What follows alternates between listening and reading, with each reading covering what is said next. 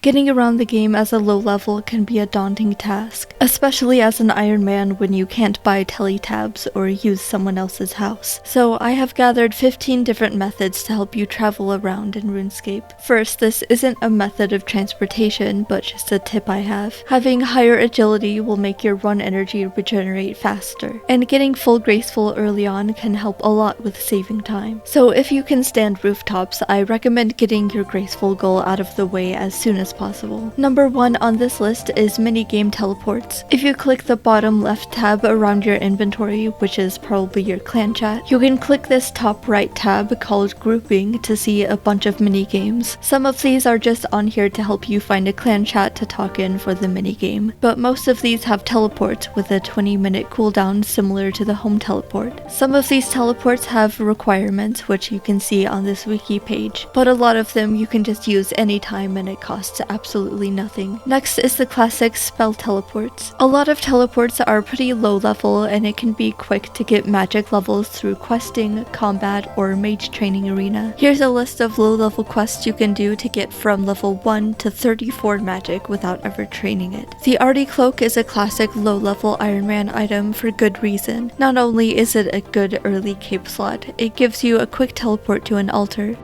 and gets you close to Ardone and a fairy ring in Spirit Tree. This only requires the Arty Easy Diary and the requirements are low. A lot of jewelry has great teleport options. If you don't want to craft them yourself yet, you can get tons of jewelry from thieving hamster runes or doing temporas. Games necklaces, Ring of Dueling, and Necklace of Passage are all good low-level teleport jewelry to have, and eventually a dig site pendant for Fossil Island. Once you have a little bit of GP, you can buy a Chronicle. Here in Draenor, you can buy it from Diego and buy teleport cards to charge it. This book can go in your offhand slot or stay in your inventory and teleports you just outside the Champions Guild.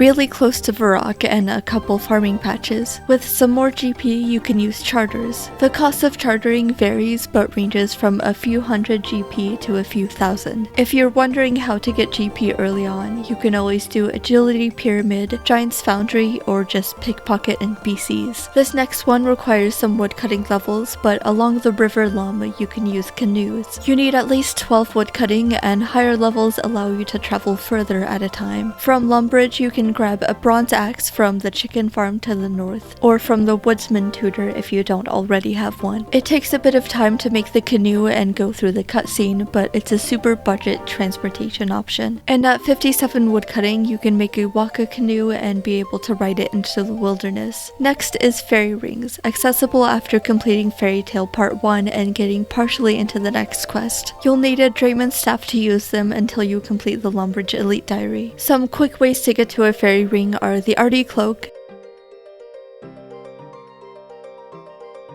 the GE teleport after the Varrock Medium Diary,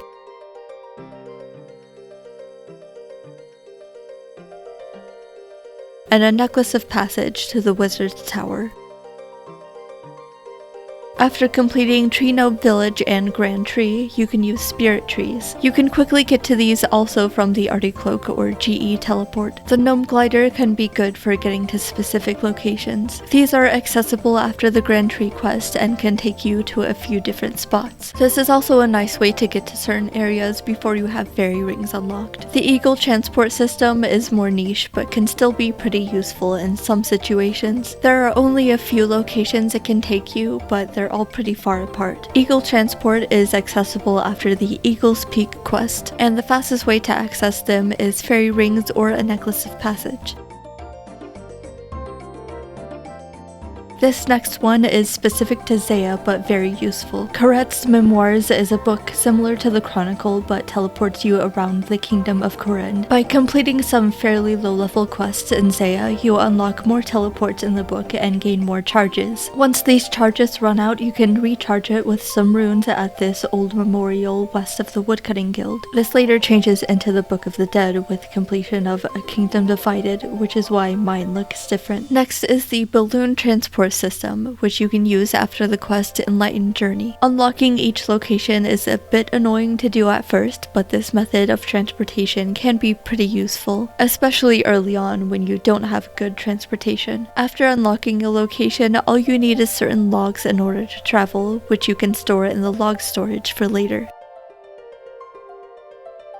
This next one is very specific but can be pretty useful sometimes. If you talk to Shantae and Alcarid, you can tell him you're an outlaw to get locked up. Continue with the outlaw act and you'll be sent to the Port Sarim jail where you can easily pick the lock and escape. This works in free-to-play as well, and it's a great way to get to Alcarid, Draenor, or Falador without having to run all the way there. And last on this list is Count Check, teleporting you to the Stronghold of Security. Count Check is located in the Lumbridge Graveyard and tells you about account security. If you ask him where you can learn more about security, he'll tell you about the Stronghold of Security in Barbarian Village. If you have not been there before, he'll offer to teleport you there, but this only works once. That's all of the early game transportation I could think of, but I hope this helps you on your new account. Good luck out there, and thanks for watching.